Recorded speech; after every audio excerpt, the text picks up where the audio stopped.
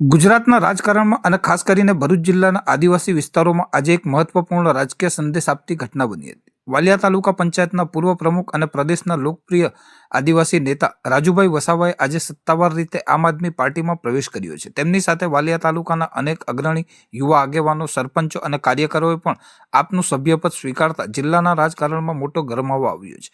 આપના ડેડિયાપાડાના લોકલાડીલા ધારાસભ્ય ચિતરભાઈ વસાવાના માર્ગદર્શન હેઠળ આ તમામ અગ્રણીઓ આજે આમ આદમી પાર્ટીના રાષ્ટ્રીય સહયોજક અને પૂર્વ દિલ્હી મુખ્યમંત્રી અરવિંદ કેજરીવાલના હસ્તે વિધિવત રીતે ખેસ ધારણ કરી પક્ષમાં પ્રવેશ કર્યો હતો. આ ઘટનાને પગલે ભરૂચ જિલ્લાના સંગઠનને નવી તાકાત અને સશક્તતા મળશે તેમ માનવામાં આવી રહ્યું છે.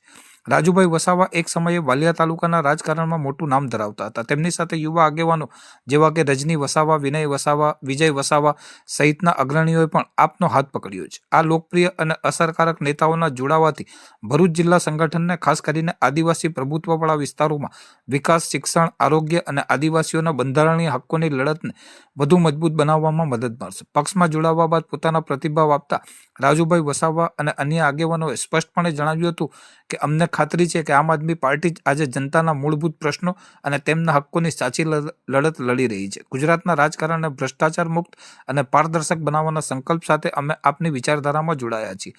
આમ આદમી પાર્ટીના ભરૂચ જિલ્લા પ્રમુખ પિયુષ પટેલે નવા જોડાયેલા તમામ આગેવાનોનું ભવ્ય સ્વાગત કર્યું હતું. તેમણે જણાવ્યું હતું કે આ કદાવર નેતાઓના જોડાવાથી ભરૂચ જિલ્લામાં આપની હાજરી વધુ મજબૂત બનશે અને આવનાર સમયમાં સંગઠનને વધુ મજબૂત બનાવી જનતાના કામોને પ્રાથમિકતા આપવાનો સંકલ્પ પક્ષે કર્યો છે. આ ઘટના ભરૂચ જિલ્લાના રાજકારણમાં લાંબા ગાળાની અસર કરી શકે છે.